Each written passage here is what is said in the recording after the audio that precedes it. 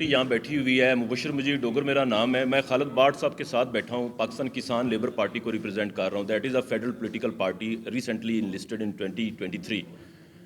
بات پتہ ہے کیا ہے؟ میں آپ کے سوال کا بھی جواب دیتا ہوں. خالد صاحب بیٹھے ہیں. دیکھیں, کسان کے جو جتنا بھی ہمارا کسانوں کا ایک کاز تھا نا, اس کو ہائی جیک کیا گیا ہسٹری میں. 2012 کے بعد آنورڈ, میں لا کا بھی طالب علم ہوں, وکیل ہوں.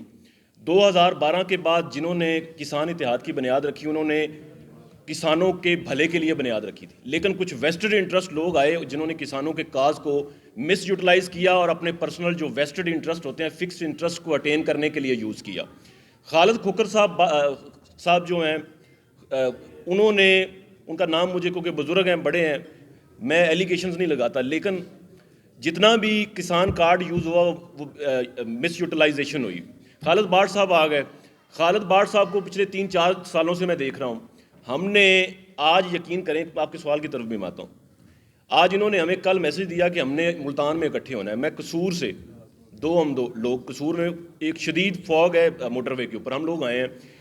جب تک پاکستان کی جتنی بھی کسانوں کی تنظیمیں ہیں, چاہے وہ پولیٹیکل ہے, وہ اے پولیٹیکل ہے, یا وہ جو بھی ہیں, چاہے وہ ٹرسٹ ہیں, واٹس ایور دے آر, ہمیں ایک پیج پہ اکٹھا ہونا پڑے گا.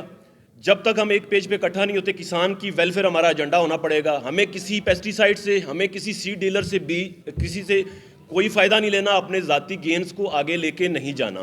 جب ہم ایک سیلف لیس اپروچ کے ساتھ آگے آئیں گے, آبویسلی پھر کسانوں کا جو ایجنڈا ہے وہ پرسو کیا جائے گا. اور کسانوں کا ایجنڈا جو ہے وہ میں آپ کو کیٹیگوریکل وے میں بتانا چاہتا ہوں کہ وہ ریسرچ سیڈ ہے, سستی فرٹیلائزر ہے. انڈیا میں آپ چلے جائیں, 145 کروڑ آبادی کا وہ ملک ہے. انڈیا کی جو پنجاب ہے, this is called the bread basket of entire India.